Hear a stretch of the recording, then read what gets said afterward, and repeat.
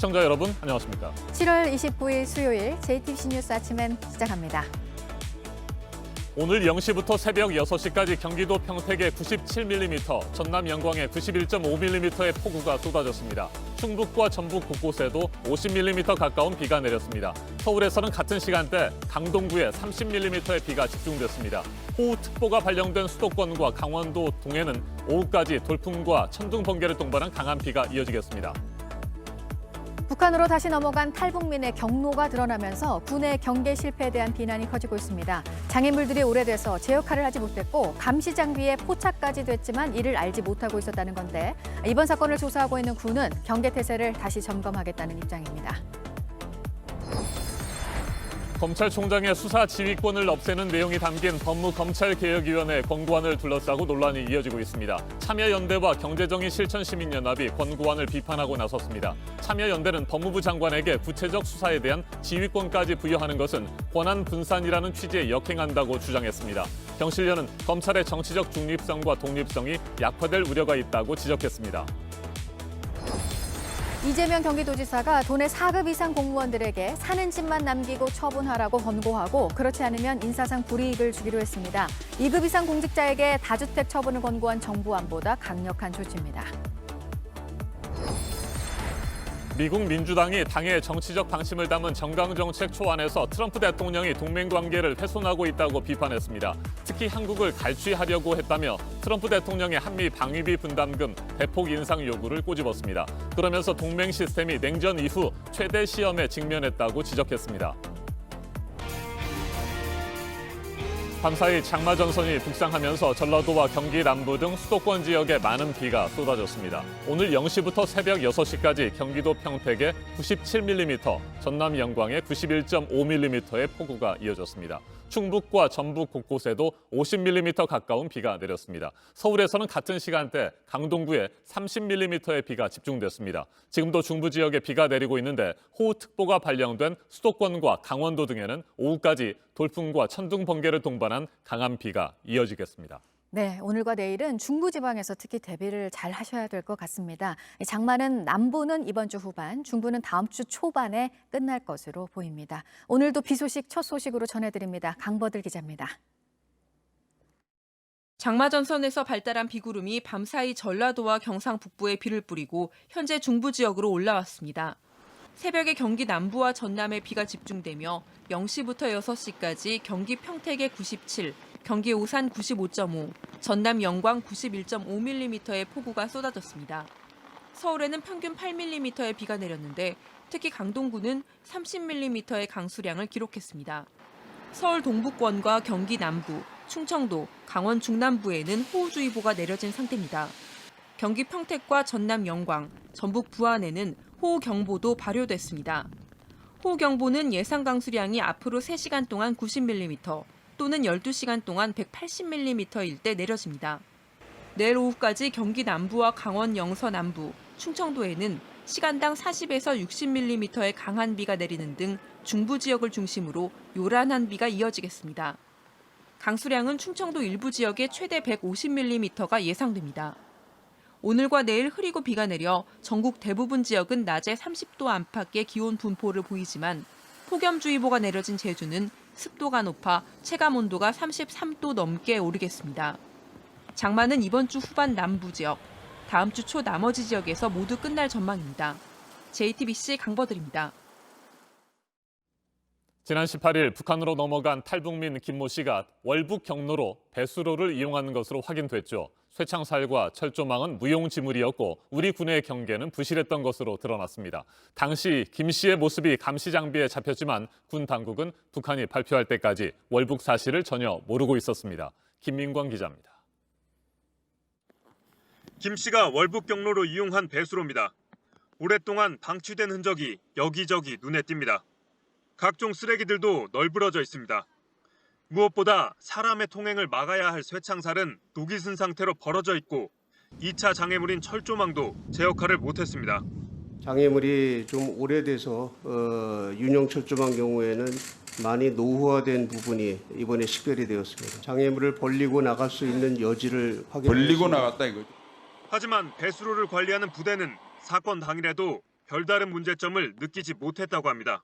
하루에 아침과 저녁에 정밀 점검을 실시하는데 그날도 그 현장을 보고서 거기에서 이상한 점을 느끼지 못할 정도로 배수로를 통과한 김 씨는 헤엄쳐 북으로 건너간 것으로 추정됩니다.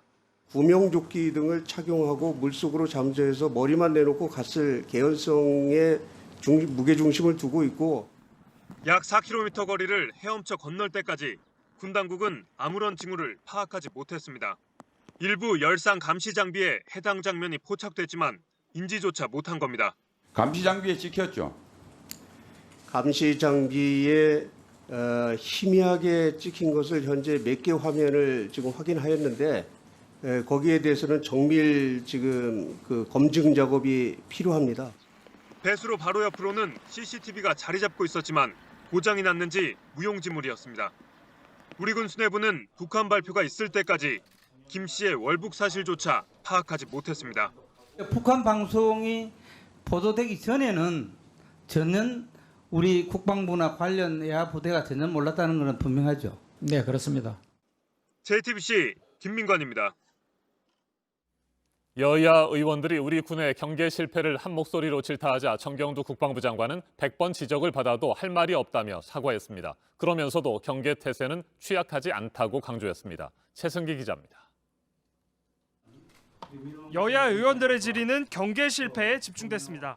경계 취약적이고 하는데 한 일주일 이상 매일 아침에 정밀 점검을 하는데 현장 부대에서는 정밀 점검을 하지 않았나요?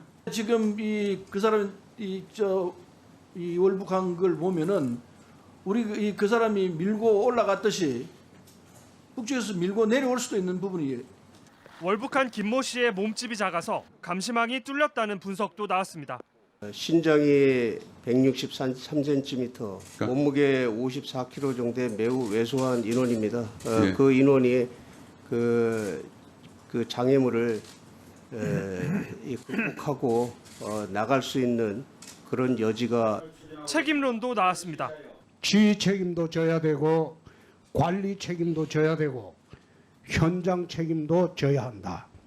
정경두 국방부 장관은 할 말이 없다고 했습니다. 제가 100번 지적을 받아도 할 말이 없다고 생각이 됩니다. 모든 부분은 이 무한 책임을 국방장관이 지고 있기 때문에 다만 우리 군 경계 태세엔 우려하는 것보다 문제가 없다고 여러 차례 강조했습니다.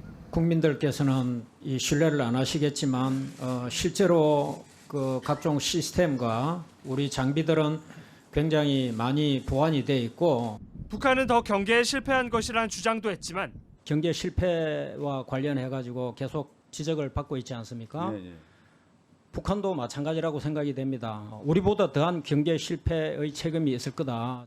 여야 의원들의 공감을 받기는 어려웠습니다. JTBC 최승기입니다.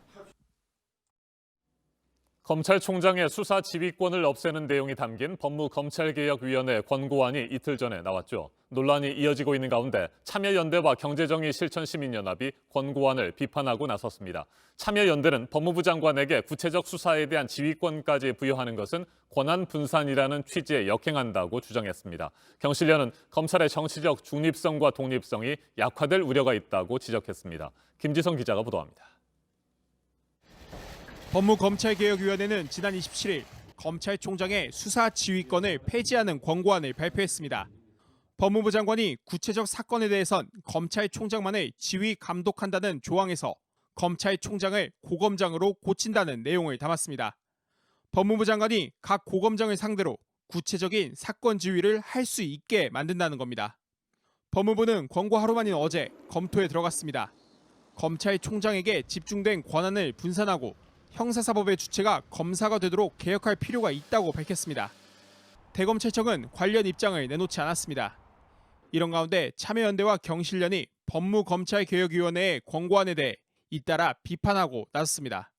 참여연대는 검찰총장에게 집중된 권한을 분산하자면서 법무부 장관에게 구체적 수사에 대한 지휘권까지 부여했다며 권한의 분산이라는 취지에 역행한다고 주장했습니다. 경실련도 검찰의 정치적 중립성과 독립성이 약화될 우려가 있다며 권고안을 폐기해야 한다는 입장을 내놓았습니다. 두 단체는 권고안이 검찰총장의 인사권을 대폭 줄인 것에 대해서도 독립성을 훼손할 수 있다고 우려했습니다. 이번 권고안은 법무부 장관이 검찰총장이 아닌 검찰인사위원회 의견을 듣고 검찰총장은 검찰인사위원회에 서면으로 의견을 낸다는 내용이 담겼습니다. 한편 법무부는 내일 검찰인사위원회를 열어 고위급 인사를 논의할 계획입니다. 서울고검장과 부산고검장, 서울남부지검장과 인천지검장을 비롯해 현재 검사장급 이상 공석은 모두 11자리입니다. JTBC 김지성입니다.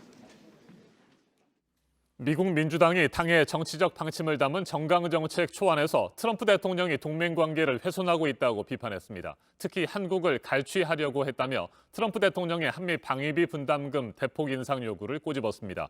미국 내 코로나19 사망자는 15만 명을 넘어선 가운데 제약사 모더나에 이어 화이자도 백신 3단계 임상시험에 들어갔습니다. 워싱턴을 연결합니다. 임종주 특파원, 먼저 민주당 정강정책 초안에 담긴 내용부터 구체적으로 살펴볼까요? 네, 최근 미 언론을 통해 공개된 미 민주당 정강정책 초안을 보면 트럼프 대통령이 외교적 합의에 의구심을 품는 등 적대국들이 꿈꾸고 있던 방식으로 동맹을 훼손해왔다는 비판이 적시돼 있습니다. 민주당은 그 결과 동맹 시스템이 냉전 이후 최대의 시험에 직면해 있다고 지적했습니다. 그러면서 트럼프 대통령이 한반도 핵 위기의 한복판에서 동맹의 방위비 분담금을 극적으로 올리려고 한국을 갈취하려고 노력했다고 꼬집었습니다. 또 독일에서 협의도 없이 미군을 빼내려 위협했다고 비판했습니다. 80쪽에 이르는 이 정강은 사실상 대선 공약과 직결되는 것으로 대의원 우편 투표 절차 등을 거쳐 다음 달 중순 전당대회에서 최종 확정됩니다. 네, 미국 내 코로나19의 상황도 짚어보죠. 사망자 수가 15만 명을 넘어섰군요. 네, 통계 사이트 월드 오미터 집계를 보면 미국 내 코로나19 사망자는 15만 1,900여 명으로 15만 명을 넘겼습니다. 전 세계 사망자 66만 명의 4분의 1입니다. 미 존스 홉킨스대 기준으로는 14만 8천여 명으로 역시 15만 명을 눈앞에 두고 있습니다. 누적 확진자는 430만 명에 이릅니다. 전문가의 말입니다. In the absence of a vaccine that can turn us around, the fundamental things of avoiding crowds, physical separation, universal wearing of masks, closing the bars, hand hygiene, those things matter. 네, 결국 코로나19 백신 개발이 시급한데 3상 임상시험에 돌입했다는 소식이 오늘도 들어왔죠. 네, 미국 제약회사 모더나가 백신 3상 임상시험에 돌입했다고 밝힌 데 이어 다국적 제약사 파이자도 3상 임상시험에 들어갔다고 미국 언론들이 전했습니다. 모두 3만 명씩을 대상으로 하는 대규모 임상시험입니다.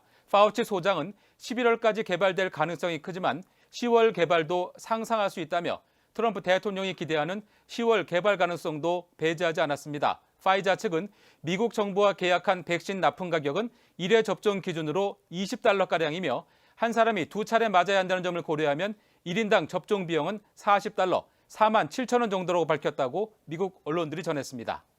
네, 트럼프 대통령의 장남이 트위터에 코로나19 관련 허위 정보를 올렸다가 한때 계정 접근을 차단당했다는 소식도 들리던데 이게 무슨 일입니까?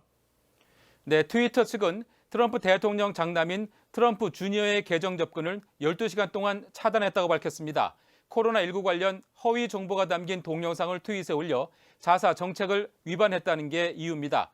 문제의 동영상은 미국 당국이 코로나19 치료 목적의 긴급 사용 승인을 처리한 말라리아 치료제 하이드로시클로로킨을 옹호하는 내용 등이 담긴 것으로 트윗 측은 이 동영상을 삭제했습니다. 지금까지 워싱턴에서 JTBC 임종주입니다. 경기도에서 다주택 처분에 대한 권고가 나왔는데 정부안보다 더 강한 수준입니다. 정부안은 2급 이상인데 경기도는 4급 이상 공무원들을 대상으로 살고 있는 집을 빼고 모두 처분하라고 권고를 했습니다.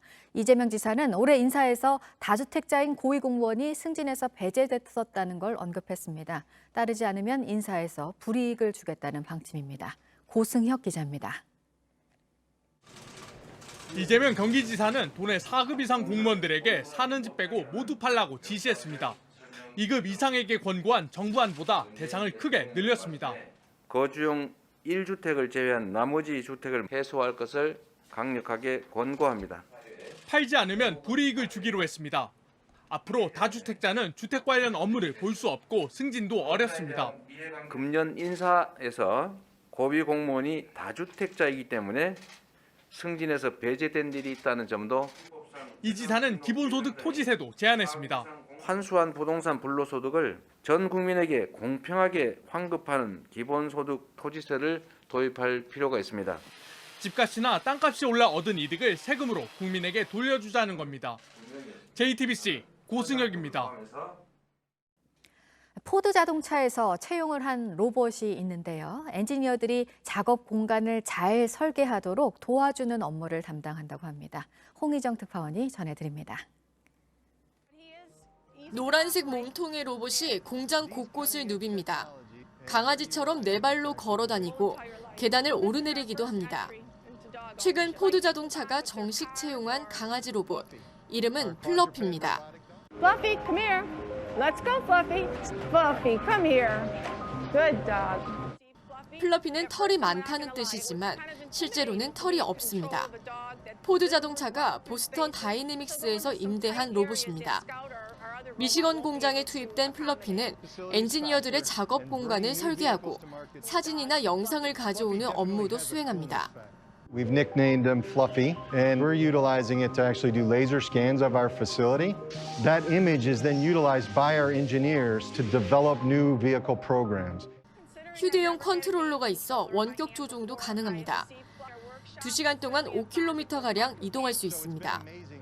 카메라 스캔을 통해 작업대 내부를 제작할 수 있도록 지원하고 오류는 없는지, 부품이 정확히 들어맞는지 살핍니다. 일반인도 구입할 수 있는 플러피는 개당 74,500달러, 우리 돈으로 8,890만 원에 판매되고 있습니다. 로스앤젤레스에서 JTBC 홍희정입니다. 열대성 폭풍 때문에 멕시코에서 사망자가 나왔습니다. 보도국 연결해서 알아보겠습니다. 이재승 기자, 비가 집중돼서 침수 피해가 이어지고 있다고 하는데 지금 인명 피해가 어느 정도인가요?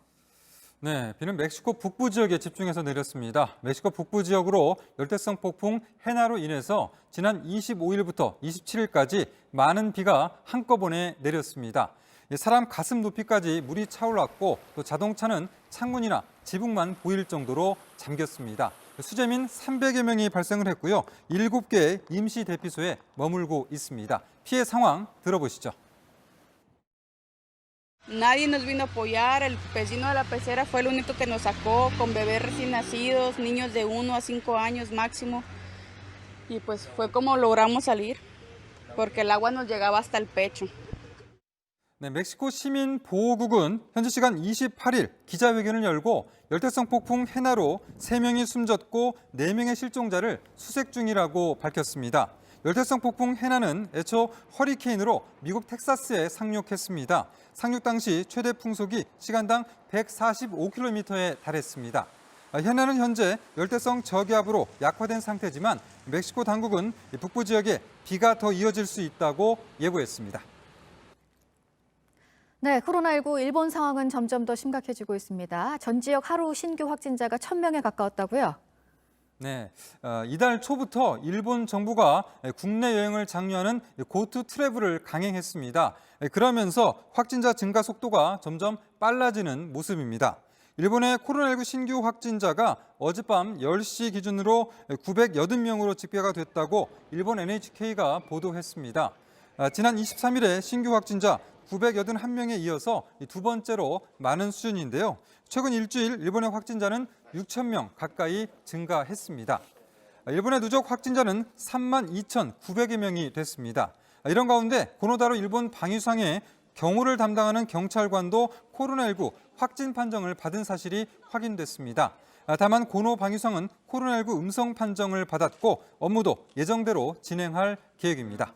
이 밖에 새로운 소식은 8시 이후에 다시 전해드리겠습니다. 지금까지 아침 지금 JTBC 이재승입니다. 이번에는 오늘 아침 체크해봐야 할 뉴스들을 분야별로 살펴보겠습니다. 먼저 정치 분야입니다. 대통령 직속 사회적 대화 기구인 경사노위가 어제 코로나19 위기 극복을 위한 노사정 협약을 체결했습니다. 40여일 동안의 논의 끝에 노사정 합의안이 마련됐는데 민주노 총은 협약 내용 일부가 독소 조항이라며 참석하지 않았습니다. 더불어민주당이 대통령 선거 180일 전으로 규정된 대선 후보 선출 시기를 선거 100일 전으로 늦추는 방안을 검토하고 있습니다. 후보가 공격을 당할 수 있는 기간을 줄이겠다는 겁니다. 이 같은 안이 확정되면 2022년 3월 대선을 기준으로 민주당은 내년 11월 말에 후보를 뽑게 됩니다. 마이크 펜스 미국 부통령이 최근 별세한 고 백선엽 장군의 부인에게 위로의 편지를 보냈습니다. 백 장군이 최초 한미 동맹을 형성하고 현재 한미 동맹이 있도록 하는데 큰 역할을 했다며 미국은 백 장군을 전쟁 영웅 이상으로 존경한다고 밝혔습니다. 경제활동 인구 고령층에서 일을 언제까지 하고 싶은지 평균 73세였습니다. 3명 가운데 2명은 더 일을 하고 싶어 했습니다. 통계청 조사 결과인데요. 이유는 생활비에 보태기 위해서였습니다. 희망하는 월 소득으로 가장 많이 꼽은 건 150만 원에서 200만 원이었습니다.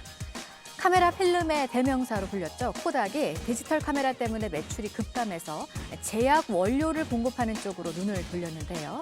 미국 정부에서 7억 6,500달러 대출을 받았다는 보도가 나왔습니다. 앞서 트럼프 대통령이 코로나 대응을 위한 전략 자원 국내 생산을 지원하기로 했고 코닥이 첫 주자가 됐습니다. 원유 가격이 리터당 21원 오릅니다. 현재 리터당 926원에서 947원으로 인상이 되는 건데요. 코로나 여파로 소비 심리가 줄어든 걸 반영해서 인상 시기는 올해 8월에서 내년 8월로 유예했습니다. 계속해서 사회 분야 뉴스입니다. 인터넷 채팅방에서 동료 여성 경찰관들을 성적으로 비하하고 전화번호를 공개, 각종 음란물에 시달리게 한 경찰 간부에게 징역 8개월의 실형이 선고됐습니다. 경찰 내부 인사망을 통해 알아낸 후배 여경들의 전화번호를 채팅방에 뿌려서 피해자들이 모르는 번호로 음란 문자와 사진 등을 약 9개월 동안 지속적으로 받도록 한 혐의입니다. 취업 중인 펜션에 몰래 들어가 수석을 훔친 50대 남성이 구속됐습니다. 지난 5월 단양군의 한 펜션에 임차 계약을 하러 갔다가 장식장 안에 있던 수석 100점을 몰래 훔쳐서 달아난 혐의입니다. 서울중앙지방법원이 이병천 서울대 수의과대학 교수에 대한 구속영장을 기각했습니다. 이 교수는 고등학생 아들을 논문 공저자로 올리고 조카가 서울대 수의대 대학원에 입학할 때 직접 입시 문제를 내는 등 부정하게 개입한 혐의와 연구비 부정 사용 등의 혐의를 받고 있습니다. 법원은 방어권 행사를 넘는 정도의 증거인멸 우려가 있다고 보기 어렵다며 영장을 기각했습니다. 코로나 여파로 어려움을 겪고 있는 중소출판사 또 동네 서점들을 위해서 서울시가 5억 원 상당의 책을 사들이기로 했습니다. 서울에 있는 중소출판사들의 책을 지역 서점에서 구매해서 취약계층 시설에 보급한다는 계획입니다. 한국전쟁 직후에 유출됐던 속초 신흥사의 영산회상도와 시황도가 66년 만에 우리나라로 돌아옵니다. 지난달 대한불교조계종과 LA 카운티 미술관이 반환 협약을 맺었습니다. 8월 말에 열리는 환수 고블실에서 공개가 됩니다. 방탄소년단의 연작 앨범 러브 유어셀프의 디자인이 세계적인 권위의 디자인상인 레드닷 디자인 어워드에서 본상을 받았습니다. 세 장의 앨범이 각각 담고 있는 메시지가 함축적이고 유기적으로 표현된 점이 인정을 받았습니다. 네, 오늘부터 서울을 비롯한 수도권에서 민간 택지에도 분양가 상한제가 적용이 됩니다. 코로나 때문에 예정보다 3개월 늦게 시행되게 됐습니다. 이를 앞두고 어제 이를 피하기 위한 입주자 모집 공고 신청이 속출했습니다. 박지원 국가정보원장 임기가 오늘부터 시작됐습니다. 어제 통합당 의원들이 불참한 상태에서 인사청문 보고서가 채택이 됐고 문재인 대통령이 임명을 재가했습니다. 고 최숙현 선수 사망 사건과 관련해서 대한체육회가 철인 3종 협회에 대한 심의를 오늘 합니다. 준가맹단체로 강등될 가능성도 있습니다. 가해자로 지목된 김규봉 감독과 선수들에게 내려진 징계 수위도 오늘 최종 결론이 납니다. 분야별 뉴스들 체크해드렸습니다. 날씨도 체크해드립니다.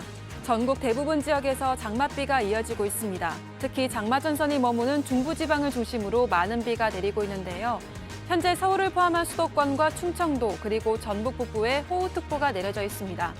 내일까지 충청도에는 최대 150mm의 폭우가 쏟아지고 서울과 경기도에도 30에서 100mm의 비가 내리겠습니다. 남부지방과 제주도, 울릉도와 독도에는 5에서 50mm의 비가 내릴 것으로 보입니다. 한편 제주도는 무더위 속에 밤사이 열대야가 나타났습니다. 낮 동안 체감온도도 높을 것으로 보여서 폭염주의보도 내려져 있습니다. 현재 기온은 서울 23도, 대전 24도, 광주 25도, 부산 23도로 어제와 비슷합니다. 낮 기온은 서울과 대전 28도, 광주와 대구 29도로 어제와 비슷하겠습니다.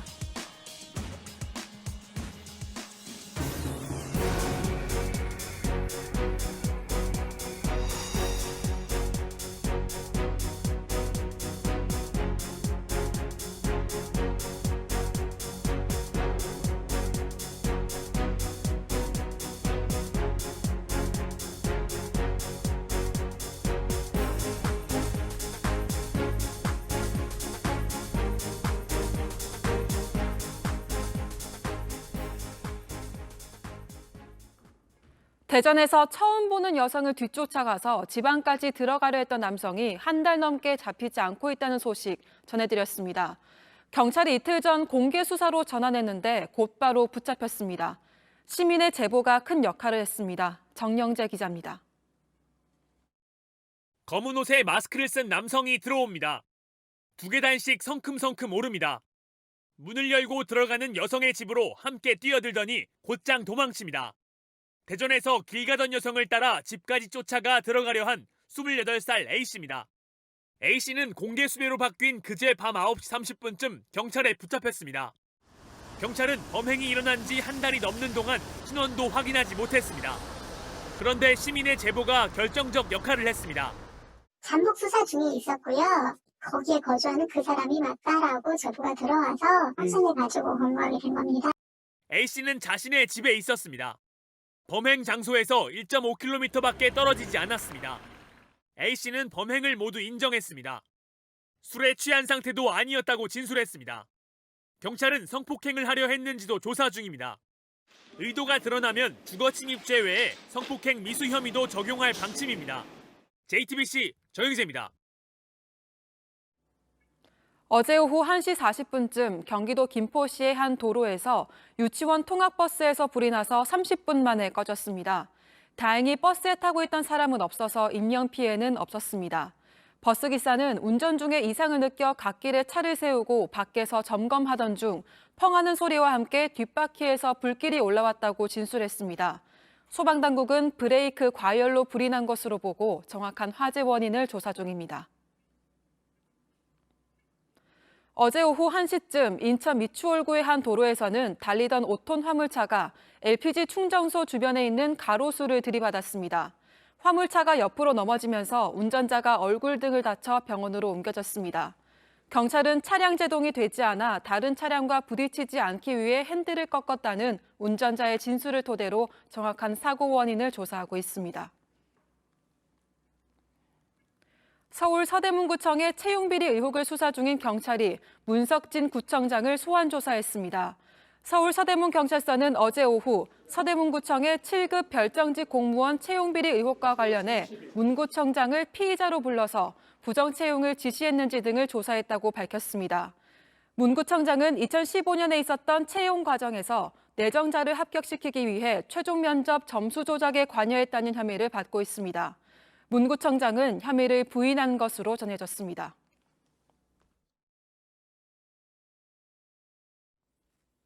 지구촌 곳곳의 소식을 전문가의 깊이 있는 분석과 함께 전해드리는 아침엔 세계 시간입니다. 현지 시간 28일 이란 혁명수비대가 걸프 해역의 입구 호르무즈 해협에서 미군 항공모함 모형을 미사일로 타격하는 훈련을 실시했습니다.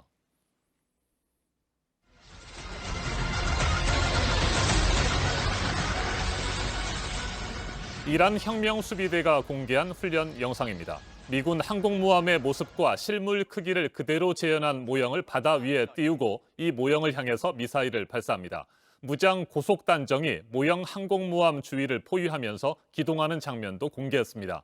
혁명수비대는 중동에 배치된 미군 항공모함의 위협에 맞서서 공군과 해군의 합동훈련을 시작했다며 미 항공모함을 군사위성으로 항상 감시하고 있다고 밝혔습니다. 지난 23일 이란 마한 항공 소속의 여객기 내부 영상입니다. 여객기의 고도가 갑자기 떨어지면서 비행기 안은 아수라장으로 변했고 일부 승객들은 부상을 입었습니다. 승객들의 말 직접 들어보시겠습니다.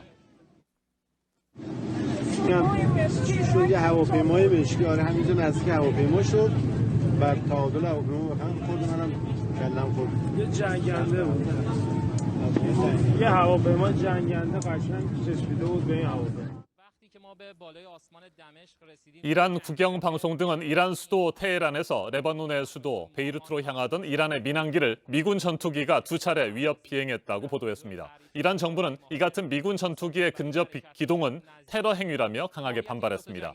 유엔 안전보장이사회와 국제민간항공기구 등을 통해 공식적으로 문제를 제기하겠다며 강경 대응도 예고했습니다. 미국은 일상적인 정찰 비행이었으며 국제적 기준에 따른 안전거리를 유지했다는 입장입니다. 하지만 이란이 강경 대응을 예고한 상황이어서 미국과 이란의 갈등이 격화될 우려는 여전히 남아 있습니다. 전문가와 좀 더 자세하게 짚어보겠습니다. 우정엽 세종연구소 미국 연구센터장 전화로 연결됐습니다. 센터장님 안녕하십니까? 네, 안녕하세요. 네, 이란이 미군 전투기의 민항기 위협 비행에 강경 대응하겠다는 입장인데 이 문제 미국과 이란 관계에 큰 변수로 작용할까요? 이란은 1988년에 미국이 이란 민항기를 5인 격추시킨 사건도 있기 때문에 이 항공기가 관련된 사건이 매우 감정적으로 불편한 사건입니다. 네. 그렇기 때문에 이 사건이 앞으로 국제법적으로 어떤 미국에 큰 부담이 된다기보다는 미국과 이란 간에 계속해서 정치적인 감정의 격화로 이어질 가능성이 높은 그러한 사건으로 볼 수 있겠습니다. 네, 앞서 전해드린 이란 혁명수비대 훈련에 대해서는 걸프 해역을 담당하는 미군 대변인이 우리의 작전에 어떤 교란도 하지 못했다. 이러면서 대수롭지 않다는 반응을 보였다고 합니다. 실제로 미국은 이번 훈련을 어느 정도의 압박으로 받아들이고 있을까요? 미국이 이번에 그 이란 혁명수비대의 훈련을 이제 압박으로 느낀다기보다는 네. 미국으로서는 호르무즈 해협의 어떤 경비 강화에 더 큰 어떤 명분으로 삼을 가능성이 있어 보입니다. 그것은 이제 미국뿐만 아니라 호르무즈 해협 경비에 참여하고 있는 다른 국가들에게도 이제 부담이 될 가능성이 있고 이 호르무즈 해협 내에서의 우발적인 충돌을 막기 위해서 여러 국가들이 참여하고 있습니다만 이렇게 이란 역시 이러한 대비를 강화하고 훈련을 강화하는 것은 우발적인 접촉이 군사적 충돌로 이어질 가능성을 배제할 수 없다는 측면에서 지금 호르무즈 해협 쪽에 참가하고 있는 우리에게도 부담이 되고 있는 것이 사실입니다. 네, 미국 대선이 이제 100일도 남지 않았습니다. 트럼프 대통령이 민주당 조 바이든 전 부통령에게 지지율 면에서 크게 밀리고 있잖아요. 이 같은 상황에서 트럼프 대통령 강경 일변도인 대이란 정책을 어떻게 끌고 갈 것으로 예상하고 계십니까? 트럼프 대통령은 오바마 정부 시절에 이란과 맺었던 핵 협정을 이제 본인이 파기한 상황입니다. 그리고 이제 보다 강한 핵 협정으로 하겠다고 했는데 네. 아직까지 이란으로부터 뚜렷한 반응이 나오고 있지 않은 상황입니다. 그런데 이제 올해 초에 이제 슐레이마니를 죽이고 나서 트럼프 대통령이 사실 국내적 지지가 올랐기 때문에 만약 이란으로부터 계속해서 군사적 충돌에 관한 이러한 도발이 지속되어 온다면 트럼프 대통령으로서는 보다 더 강한 대이란 정책으로 나설 가능성도 배제할 수가 없습니다. 알겠습니다. 우정엽 세종연구소 미국 연구센터장이었습니다. 미국과 이란의 관계는 길고 복잡한 갈등의 역사로 얼룩져 있습니다. 반세기가 넘는 긴 시간 동안 석유를 둘러싼 이권과 이슬람 지역 패권 그리고 핵 개발 문제 등을 놓고 충돌해 왔습니다. 작은 불씨도 큰 불로 이어질 우려가 큰 상황입니다. 100일도 남지 않은 미국 대선과 맞물려서 양국의 갈등이 어떤 방향으로 치닫게 될지 주의 깊게 지켜볼 필요가 있습니다. 지금까지 아침엔 세계였습니다.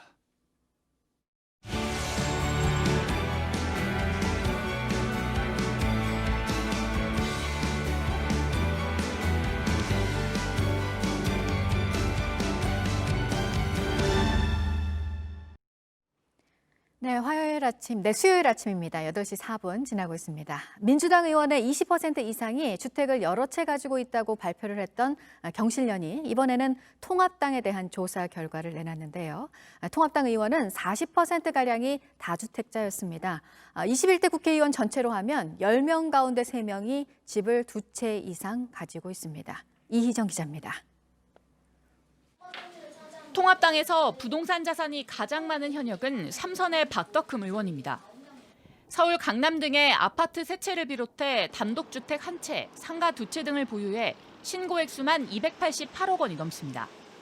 박 의원은 현재 국회 국토교통위원회 소속인데 박근혜 정부 시절엔 재건축 규제를 풀고 분양가 상한제를 없애는 법안에 찬성표를 던졌습니다. 집을 4채 가진 이유에 대해 박 의원은 상속받거나 실거주용으로 투기 목적은 하나도 없다며 현재는 처분을 고민 중이라고 밝혔습니다. 경제정의 실천 시민연합이 지난 3월 후보 등록 시점을 기준으로 21대 미래통합당 의원 103명의 부동산 재산 내역을 공개했습니다. 집을 여러 채 가진 의원은 전체의 40%인 41명이고 이 가운데 3채 이상 가진 이는 5명이었습니다. 또 한 사람당 평균 부동산 재산은 20억 8천만 원이었습니다. 더불어민주당에 비해 2배가량 많고 국민 평균 부동산 재산인 3억 원보다는 7배나 많은 겁니다. 이들이 보유한 주택은 수도권에 편중돼 있었습니다. 서울의 46%인 65채, 수도권의 60%인 85채가 몰려있는 것으로 조사됐습니다. 특히 강남 4구에 집이 있는 의원 27명 중 22명은 지역구가 서울이 아닌 것으로 나타났습니다. 27명 중에 1명만 서울이 지역구였고 나머지는 모두 지역이나 비례대표였는데 강남 4구의 아파트를 보유하고 있다는 사실을 확인하실 수 있습니다. 경실련은 민주당과 통합당 등을 합쳐 21대 국회의원 10명 중 3명이 다주택자라고 밝혔습니다. JTBC 이희정입니다. 경실련은 이런 조사를 진행한 이유에 대해서 국회의원들이 부동산 법을 다루기 때문이라는 점을 강조했습니다. 부동산 관련 상임위원회에 집이 여러 채 있는 국회의원이 들어가 있는 게 맞는지 논란도 이어지고 있습니다. 이어서 최규진 기자입니다. 경실련은 다주택자 의원들이 부동산 관련 상임위에 소속된 것도 문제라고 주장했습니다. 부동산 부자들이 국토위와 기재위에서 부동산 정책을 결정하는 건 말이 안 된다는 겁니다. 경실련 조사 결과 통합당 소속 다주택자 41명 중 10명이, 민주당에선 다주택자 42명 중 6명이 국토위와 기재위 소속입니다. 두 상임위의 3분의 1이 다주택자인 셈입니다. 경실련은 이들을 상임위에서 빼고 재산도 공개해야 한다고 주장했습니다. 실제로 그 정책 결정에 다양한 부동산이라든지 국가의 정책 결정에 관여하고 있는 공무원들의 그 재산들은 지금 공개되지 않고 있습니다. 당장 국토위 첫 회의부터 논란이 불거졌습니다. 민주당에선 통합당 간사로 내정된 이현승 의원이 강남에 집이 2채라며 간사 선임에 반대한다는 주장이 나왔습니다.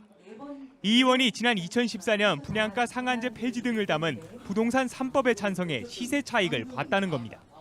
국토위에서도 제척을 해야 될 뿐만이 아니라 간사라는 중책을 맡는 것에 대해서는 대단히 부적절하다라는 생각이. 이 의원은 전세를 살다가 구매한 집이 재개발됐을 뿐이라고 반박했습니다. 이후 논쟁이 이어지는 등 10여 분간의 소동 끝에 가까스로 간사에 선임됐습니다. 여야는 부동산 거래 신고법 등 법안 상정 문제를 놓고도 충돌했습니다. 민주당은 전월세 신고제를 담은 부동산 거래 신고법 등을 먼저 처리하자고 주장했지만 통합당은 업무 보고가 우선이라며 반발했습니다. 결국 통합당이 집단 퇴장하면서 범여권 의원들만 참석한 가운데 부동산 거래 신고법 등 8개 법안이 상임위를 통과했습니다. JTBC 최규진입니다. 이틀 전 국회 상임위에 임대차 3법이 상정된 데 이어서 어제는 3법 가운데 하나인 전월세 신고제가 상임위를 통과했습니다. 이렇게 임대차 3법이 속도를 내게 되면서 내 경우에는 어떻게 되는 거냐고 궁금하실 텐데요. 안태훈 기자가 핵심 내용을 짚어드리겠습니다. 임대차 3법의 핵심은 세입자들의 주거 안정을 위해 2년 더 계약을 연장할 수 있도록 하는 것입니다. 정부와 여당은 집주인과 세입자 사이에 생길 수 있는 다양한 상황을 명확하게 정리하는 데 집중하고 있습니다. 임대차 3법이 시행될 때까지 전월세 계약 기간이 남아있다면 소급 적용이 가능하도록 한다는 게 정부와 여당의 판단입니다. 예를 들어 전셋값을 10% 올려달라는 집주인의 요구를 받아들였더라도 다시 5% 이내로 상승폭을 낮출 수 있도록 하자는 것입니다. 또 이미 여러 번 재계약을 한 세입자에게도 임대료 5% 이내에서 2년 더 계약을 갱신할 수 있도록 할 방침입니다. 세입자가 바뀔 경우엔 5% 상한이 적용되지 않을 가능성이 큽니다. 추미애 법무부 장관은 신규 세입자에 적용할지는 중장기적으로 검토가 필요하다고 말했습니다. 임대료 상한이 5%로 확정된 건 아닙니다. 5% 안에서 지자체가 정하도록 했기 때문에 더 낮은 지역이 나올 수도 있습니다. 서울처럼 전셋값이 비싼 곳은 3에서 4%로 상한을 낮춰야 한다는 의견도 있습니다. 개정안 가운데는 집주인이 실거주를 이유로 계약갱신을 거절할 수 있도록 하는 내용도 담고 있습니다. 그러나 이 경우 전월세 상한제를 피하기 위해 기존 세입자를 쫓아내고 빈집으로 한두 달 뒀다가 새로운 세입자와 계약할 수 있습니다. 이에 대해 여당은 꼼수를 차단하기 위한 장치도 마련하고 있다고 설명했습니다. 백혜련 의원이 대표 발의한 개정안은 1년 이상 실거주해야 한다고 적혀 있습니다. 임대차 3법 가운데 하나인 전월세 신고제는 국회 국토교통위원회를 통과했습니다. 전월세 계약 때 보증금과 임대료, 임대기간 등의 사항을 30일 안에 지자체에 신고하도록 하는 내용입니다. JTBC 안태훈입니다. 우리나라도 고체 연료를 쓰는 우주 발사체를 자유롭게 개발할 수 있게 됐습니다. 그럴 수 없게 막고 있던 한국과 미국의 미사일 지침이 어제부로 달라졌습니다. 한국판 스페이스X를 실현할 수 있는 첫 발을 내디뎠고 군의 정찰력도 한층 높일 수 있게 됐습니다. 김소현 기자가 전해드립니다. 지난 20일 우리 군의 첫 전용 통신위성 아나시스 2호가 미국의 민간 우주 탐사 기업 스페이스X의 로켓에 실려 발사됩니다. 청와대는 이번 한미 미사일 지침 개정의 의미를 이렇게 설명했습니다. 우주 산업에 뛰어들기를 열망하는 젊은 인재들을 우주로 이끄는 계기가 될 것입니다. 한국판 스페이스X가 가상이 아니라 현실이 될 수 있습니다. 미국과 합의한 내용은 우주 발사체에 고체 연료를 제한 없이 쓰도록 한 겁니다. 액체보다 저렴하고 활용도가 높은 고체 연료는 그동안 한미 미사일 지침상 필요한 에너지의 50에서 60분의 1로 사용이 제한돼 사실상 발사체 개발에 쓸 수 없었습니다. 지난해 10월 문재인 대통령이 백악관과 직접 협상해 이 문제를 풀라고 지시한 지 9달 만에 합의에 이르렀습니다. 청와대는 이번 개정으로 한반도 상공을 24시간 감시하는 깜빡이지 않는 눈을 갖게 될 거라 설명했습니다. 고체 연료 발사체로 낮은 궤도의 군사 정찰 위성을 여러 개 띄우면 빈틈없는 정찰을 할 수 있다는 겁니다. 우리나라는 다목적 실용 위성을 갖고 있지만 군사용 정찰 위성은 한 대도 없습니다. 800km에 묶여있는 탄도미사일 사거리를 푸는 것도 머지않아 미 측과 협의가 가능하다고 청와대는 밝혔습니다. 1979년 만들어진 한미 미사일 지침은 2017년 탄두 중량 제한을 없애는 등 모두 4차례 개정됐습니다. JTBC 김소현입니다. 한미 양국이 미사일 지침 4차 개정을 통해 우주 발사체 고체 연료 사용 제한을 해제했습니다. 이에 따라 국내 우주 발사체 연구 개발은 가속화될 것으로 보입니다. 우리 손으로 군용 정찰 위성도 쏘아 올릴 수 있게 됐습니다. 이번 개정에서는 800km로 묶여 있는 사거리 제한이 해제되지 않았는데 청와대는 머지않아 미국 측과 협의 가능하다고 밝혔습니다. 신범철 한국국가전략연구원 외교안보센터장 자리에 함께했습니다. 어서 오십시오. 예, 안녕하십니까. 네, 한미 미사일 지침이 1997년에 만들어졌잖아요. 이번까지 해서 4차례 바뀌었는데 일단 2001년에 사거리가 기존 180km에서 300km로 상향 조정됐고 2012년이죠. 이때 800km로 더 늘어났습니다. 2017년에는 탄도 중량이 해제됐는데 제한 규정이 말이죠. 이번 4차 개정의 가장 큰 의미는 뭘까요? 그간 우리가 풀지 못했던 민간 위성 발사체, 위성 발사를 위한 로켓 엔진 부분이었는데요. 그것을 고체 연료를 갖다가 금지했죠. 미국이. 왜냐하면 이것이 군사 전용 가능성이 있기 때문에 그걸 막아왔는데 그 부분을 이번에 해제함으로 해서 우리가 보다 효율적, 앞서 보도에서도 나왔지만 액체 연료에 비해서 고체 연료가 비용도 더 저렴하고 준비도 훨씬 편리하거든요. 그런 부분에서 우리가 준비를 할 수 있고 이것이 지금은 뭐 인공위성 로켓 엔진으로만 사용할 수 있지만 그것이 나중에 군사적으로 또 전용될 수 있기 때문에 군사적으로 보다 중장거리 미사일을 개발할 수 있는 기술적 여건을 갖추게 되었다. 그렇게 평가할 수 있겠습니다. 네, 사거리 800km 규정은 이번에 풀리지 않았는데 이건 뭐 앞에서도 제가 말씀을 드렸듯이 앞으로 미국 측과 협의가 가능하다라고 하는 게 청와대 입장입니다. 800km 제한까지 푸는 건 이건 어떤 의미입니까? 예, 그러면은 우리의 미사일 능력이 획기적으로 향상되는 거죠. 다만 그 부분은 우리 정부의 설명보다는 쉽지가 않아요. 중국이 상당히 민감한 반응을 보이고 있거든요.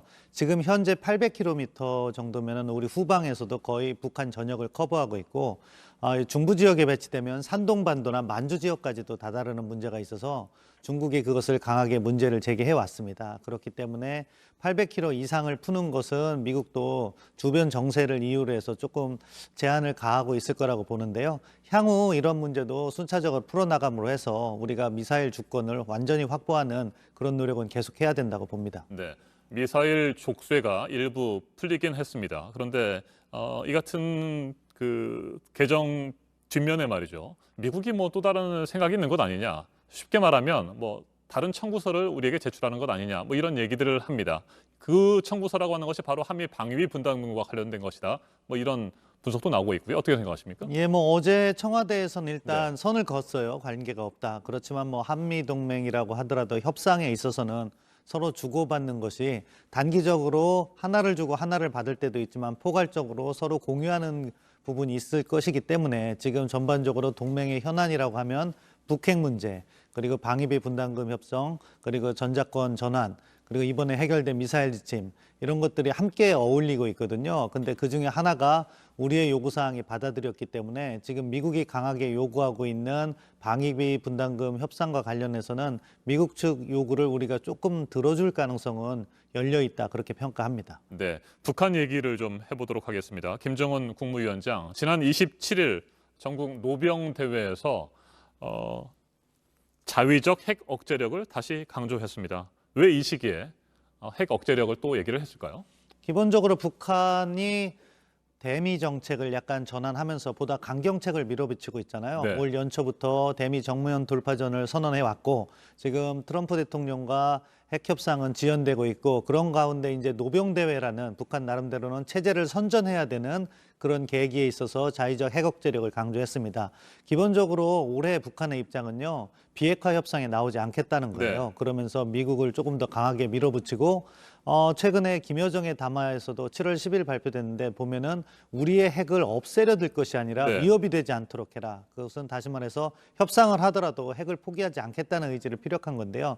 그런 맥락에서 자신들의 핵 보유국이다. 아하. 이 점을 강조하고 있다고 봅니다. 네, 핵 보유국이라고 하는 부분을 다시 한번 강조하는 그런 또 계기로 삼았다, 이렇게 볼 수 있을 것 같은데, 자, 김정은 위원장의 이번 발언에 대해서 미국은 어떻게 받아들일까요? 미국은 뭐 큰 기조의 변화는 아니라고 보고 있는 것 같아요. 네. 금년 들어서 미국이 나오는 것은 북한이 비핵화 대화에 진정성이 없다, 그런 평가가 많이 나오고 있기 때문에 새로운 건 아닌데 앞으로 북한의 행보가 조금 더 강경해지겠다 하는 인식은 하고 있을 것이고요. 지난번에 스티븐 비건 대북정책 특별대표 국무부 부장관이 와서도 이야기를 한 걸 보면은 당장 북한과 협상을 통해서 무언가를 타결하기보다는 북한이 ICBM 도발이라든가 SLBM 도발을 하지 않도록 상황 관리하는 데 중점을 두고 트럼프 대통령이 대선을 마친 다음에 집권에 다시 성공하면 그때 본격적인 대화를 갖겠다 하는 것이 미국의 셈법인 것 같습니다. 네, 우리 정부는 남북관계 개선을 위해서 계속해서 노력하겠다, 뭐 이런 입장 아니겠습니까? 그런데 북한이 핵 보유국 지위를 계속해서 강조하는 상황이라고 한다면 관계 개선이 쉽지 않을 것 같다, 이런 생각도 듭니다. 예, 그렇습니다. 기본적으로 북한이 핵보유국을 강조하게 되면은 협상에 있어서도 비핵화 협상이 아니라 핵군축 협상을 그런 개념에서 네. 올 거예요. 그러면은 항상 어떻게 이야기가 되냐면 핵이 없는 나라는 빠져라, 이렇게 하면서 한국을 배제시키려고 하는 것이고, 북한의 입장에서는 남북관계는 항상 미국 관계의 종속적인 것으로 보아왔기 때문에 당장 미국과의 관계가 진전되지 않으면 남북관계에 있어서도 큰 성의를 보이지 않을 가능성이 있다. 그렇기 때문에 남북관계도 약간 부정적인 그림자가 드러져 있다, 이렇게 평가합니다. 네, 탈북문이 최근 북한으로 다시 넘어갔습니다. 우리 군의 경계 실패, 뭐 비판이 나오고 있고 정경두 국방부 장관도 뭐 100번 지적해도 할 말이 없다, 이런 얘기를 했습니다. 이번 사태 어떻게 보고 계세요? 전반적으로 좀 아쉬운 부분이 많은 거죠. 탈북민을 관리하는 우리 관리 체계도 문제가 있었고 다시 북으로 가는 과정에서 우리 경계 태세가 허술함도 노출됐기 때문에 아쉬움이 있습니다. 그런 부분 하나하나를 우리가 다시 확인해서 개선해 나가는 노력이 필요하겠죠. 네, 통일부 장관이 새롭게 바뀌었습니다. 국정원장도 바뀌었고요. 이 두 사람을 중심으로 해서 남북관계 개선을 위한 노력들이 진행이 될 것으로 보이는데 어떻게 전망하고 계세요? 일단 뭐 대화를 선호하는 것은 분명한 것 네. 같아요. 그간 뭐 청문회 과정이나 취임해서 이야기하는 것을 보면, 그렇지만 이 대화라는 것이 우리 뜻만 가지고선 되는 것이 아니기 때문에 일단 국제 정세를 조금 더 면밀하게 봤으면 합니다. 이 한반도 문제는 미중 관계부터 시작해서 북미 관계 그리고 남북 관계와 상호 맞물려서 전개되고 있는데요. 지금 북한의 행보를 보면 앞서 말씀드린 것처럼 자신들의 핵 능력을 강조하고 있고 미국하고 대결 구도를 형성하고 있기 때문에 우리 측과 문제가 쉽게 풀리진 않을 것 같아요. 이럴 때일수록 일단 1단계에서는 목표를 약간 낮춰서 조정하라고 건의하고 싶습니다. 그래서 대규모 경제 협력보다는 네. 뭐 코로나19 방역 협력과 같은 인도적 지원 문제부터 하나씩 풀어가고 북한이 움직이지 않더라도 우리가 너무 조급해서는 안 네. 된다. 그리고 약간 여유를 가지고서는 우리가 해야 될 일을 하나씩 준비하는 과정에서 미국 대선이 끝나고 그 대선이 종료되면 새로운 라운드의 대화가 제기될 것이기 때문에 그때 우리가 보다 잘 준비하자. 그것이 제 건의사항입니다. 네, 조금 여유를 갖고 기다릴 필요가 있다 이런 말씀이시군요. 네, 그렇습니다. 지금까지 신범철 한국국가전략연구원 외교안보센터장이었습니다. 말씀 잘 들었습니다. 강원도 평창의 한 식물원에 눈에 띄는 조형물이 세워졌습니다. 소녀상 앞에 한 남성이 무릎을 꿇고 있습니다. 일본 정부는 남성 조형물과 관련해 아베 신조 총리를 본뜬 거라면 한일 관계에 결정적인 영향을 줄 것이라며 민감하게 반응했습니다. 식물원 측은 누구를 특정해서 만든 것이 아니라고 밝혔습니다. 윤세민아 기자입니다. 한복을 입은 소녀상이 꼿꼿이 앉아 있습니다. 그 앞에는 양복 차림의 한 남성이 무릎을 꿇고 소녀상을 향해 머리를 숙이고 있습니다. 강원도 평창에 위치한 한국자생식물원 내에 설치된 조형물입니다. 식물원 측이 한 조각가에 의뢰해 2016년 제작한 것으로 식물원이 재개장한 지난달 대중에 처음으로 공개됐습니다. 영원한 속죄라는 제목을 단 이 조형물엔 일본이 위안부 피해자들에게 진심 어린 사죄와 반성을 해야 한다는 메시지가 담겼다고 식물원 측은 밝혔습니다.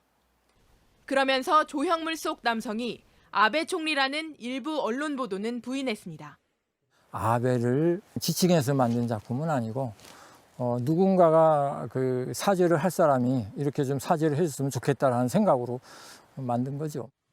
과거 한일 위안부 합의 때 소녀상 철거까지 요구했던 일본 정부는 불편한 기색을 드러냈습니다. まず事実かどうかということは確認しておりませんけれども、そのようなことは国際儀礼上許されないと思います。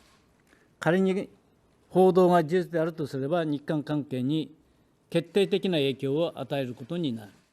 일본 언론들도 이 조형물 사진을 보도하며 한국 내에서도 찬반이 엇갈리고 있다고 전했습니다.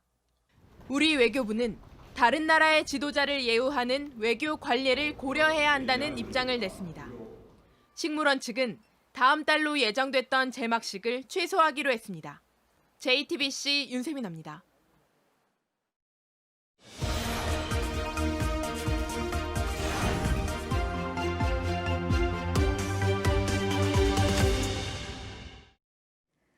네, 2주 전에 개봉한 영화 반도가 이제 300만 관객까지 돌파하면서 얼어붙었던 영화 시장에 활력을 불어넣고 있습니다. 이 분위기를 이어갈 작품들에 또 관심이 쏠리고 있는데요. 이번 주 개봉 영화 보겠습니다. 먼저 강철비2 정상회담입니다. 문제의 본질을 핵이 아닌 평화에 두면 물론은 미국이 하라는 대로 하란 소리 아닙니까? 북한에서 남북미 정상회담이 열리고 있던 중에 벌어진 일입니다. 북한의 쿠데타가 일어나고요. 3명의 정상들이 납치돼서 핵 잠수함으로 가게 되는데요. 3년 전에 나왔던 강철비에 등장한 배우들이 이번 영화에서는 진영을 바꿨다는 점이 참 흥미롭습니다. 남측 인물이었던 배우가 북측 인물로, 북측 인물이었던 배우가 남측 인물로 나오는데 남북이 서로 입장을 바꾸더라도 현실은 달라지지 않는다는 매우 현실적인 얘기를 하고 있습니다. 참 우리 민족은 충분히 불행하지 않았나라는 그런 생각이 듭니다. 빨리 우리 민족의 불행이 새로운 희망으로 평화의 길로 가야 되지 않나 그런. 네, 남과 북의 관계는 화해 또 긴장의 도돌이표였고 앞으로 또 이렇게 반복이 되겠지만 문제의 근원이 뭔지 말하고 싶었다는 이 영화 오늘 개봉합니다. Know that in 2/3 of the world, being a woman who thinks is a crime, and a person with a broken spirit. 영혼이 부서진 여성들을 위해 싸우겠다는 이 사람, 미국의 실제 변호사 얘기를 다룬 영화입니다. 90년대 초 소녀들에게 글을 가르쳤다는 이유로 탈레반에 잡힌 아프가니스탄의 한 여성이 미국으로 망명을 요청하지만 미국이 내린 결정은 추방 명령이고 이 변호사는 끈질긴 투쟁 끝에 미국의 망명법을 뒤집게 됩니다. 이 변호사의 법률사무소에서 인턴으로 일을 했던 사람이 역사적인 이 일을 곁에서 지켜보면서 영화로 만들기로 하고 각본을 썼다고 하네요. 역시 오늘 개봉합니다. Comprends ce que t'as fait. T'as quand même essayé de tuer quelqu'un et contrairement à ce que disait ton cousin, la mort c'est autre chose qu'une piqûre de moustique. 아멘!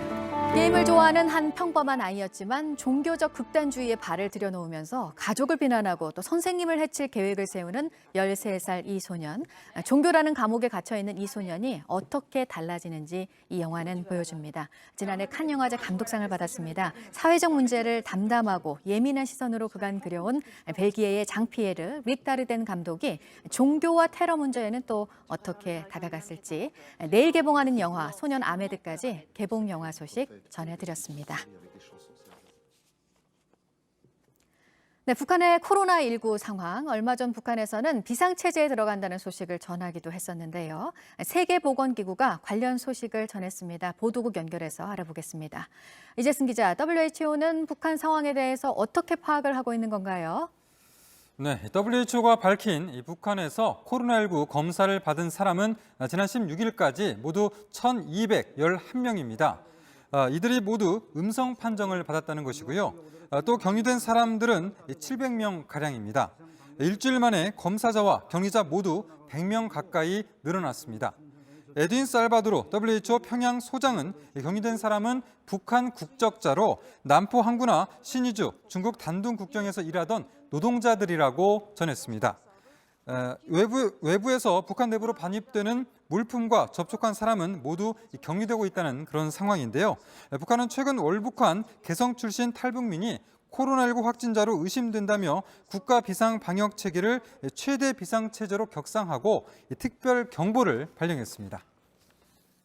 네, 그리고 국제 금값은 사흘 연속 최고가네요. 네. 뉴욕 상품 거래소에서 8월 인도분 금은 전날보다 온수당 13.60달러 오른 1944.60달러에 거래를 마쳤습니다. 이 온수당 우리 돈 233만 원가량이고 한돈으로 치면 28만 원 정도입니다. 대표적인 안전자산인 금에 대한 투자 수요가 이렇게 커지는 것은 크게 두 가지 때문으로 분석이 됩니다. 우선 미중 관계가 경제적인 무역 전쟁을 넘어서 정치 상황 악화로 가고 있다는 것입니다. 최근 두 나라가 자국 내 공간 폐쇄를 강행하면서 양국 관계의 불확실성이 더욱더 커졌습니다. 또 미국 정부가 내놓은 경기 부양책을 믿지 못하겠다는 시장 반응도 있습니다. 핵심 사안인 실업급여 추가 지급과 관련해서 야당이 반대 입장을 굽히지 않고 있어서 협상 타결이 불확실하기 때문입니다. 지금까지 아침 지금 JTBC 이재승입니다. 132년 전 프랑스 대통령이 화려한 도자기를 조선에 선물로 보냈습니다. 담백한 백자에 익숙했던 조선 왕실에서는 이 무렵에 서양 도자기들을 쓰기 시작했는데요. 마지막 왕조의 낯선 유물들이 처음으로 공개된 자리에 김나한 기자가 다녀왔습니다. 손 씻는 물을 담은 주전자와 대야엔 파도치듯 무늬를 얹었고 씻고 난 물을 버리는 그릇에도 리본과 장미를 잔잔하게 그려 넣었습니다. 19세기 말 조선 왕실엔 이런 낯선 그릇이 등장했습니다. 1876년 강화도 조약으로 꾹 닫았던 문을 연 조선엔 미국과 영국, 프랑스 등 서양 외교관들이 차례로 들어왔습니다. 고종이 서양식 그릇과 음식, 식사 예절로 이들을 대접하는 데 애쓴 흔적도 남아 있습니다. 외교관들과 소통을 할 수 있는 공간이 필요했는데요. 그런 수단으로서 사디 카르노 당시 프랑스 대통령이 보낸 세브르 도자기는 수교를 맺은 서양 국가로부터 처음 받은 선물입니다. 오랜 시간 창덕궁에 보관만 하다 이번에 세상에 나왔습니다. 에디슨이 전등을 발명한 지 4년 뒤인 1883년 뉴욕을 방문한 신하들에게 충격을 줬던 밤거리의 전등불도 이 무렵 들어왔습니다. 왕실의 상징인 자두나무꽃 무늬를 새긴 유리 전등갓으로 경복궁의 밤을 밝혔습니다. 일본의 궁성이나 중국의 자금성보다 앞섰지만 조선의 운명은 밝지만은 않았습니다. 100여 년 전 왕실을 채웠던 낯선 물건들에서 근대 세계의 흐름에 동참하고자 한 마지막 왕조의 안간힘이 비춰집니다. JTBC 김나은입니다. 아침엔 뉴스워치, 오늘 하루 관심을 가지고 지켜봐야 할, 기억해야 할 뉴스 끝으로 정리해드립니다. 오늘 0시부터 오전 8시까지 전남 영광에 151.5mm, 경기 오산에 104mm, 전북 부안에 103.5mm의 폭우가 쏟아졌습니다. 충북 일부 지역에도 70mm가 넘는 비가 내렸습니다. 서울에서는 같은 시간대 강동구에 31.5mm의 비가 집중됐습니다. 서울과 경기 남부에 내려진 호우특보는 조금 전 해제됐지만 여전히 특보가 유지되고 있는 충청도와 강원 영서 남부 지역을 중심으로 내일까지 돌풍과 천둥 번개를 동반한 강한 비가 이어지겠습니다. 북한으로 다시 넘어간 탈북민이 오래돼서 녹슨 장애물을 뚫고 북으로 갔고 감시 장비에도 포착됐던 것으로 드러나면서 군의 경계 실패에 대한 목소리가 커지고 있습니다. 여야 의원들의 질타 속에 정경두 국방장관이 사과한 가운데 군은 최종 조사 결과를 조만간 내놓을 예정입니다. 검찰총장의 수사 지휘권을 없애는 내용이 담긴 법무검찰개혁위원회 권고안을 둘러싸고 논란이 이어지고 있습니다. 참여연대와 경제정의실천시민연합이 권고안을 비판하고 나섰습니다. 참여연대는 법무부 장관에게 구체적 수사에 대한 지휘권까지 부여하는 것은 권한 분산이라는 취지에 역행한다고 주장했습니다. 경실련은 검찰의 정치적 중립성과 독립성이 약화될 우려가 있다고 지적했습니다. 서울과 경기 총 322개 동에서 적용되는 민간 택지 분양가 상한제가 오늘부터 시행됩니다. 해당 지역 분양가가 주변 시세의 70-80% 선이 될 것으로 정부는 예상하고 있습니다. 오늘 전해드릴 소식은 여기까지입니다. 이상으로 JTBC 뉴스 아침엔 수요일 순서 모두 마치겠습니다. 건강한 하루 보내시기 바랍니다. 고맙습니다.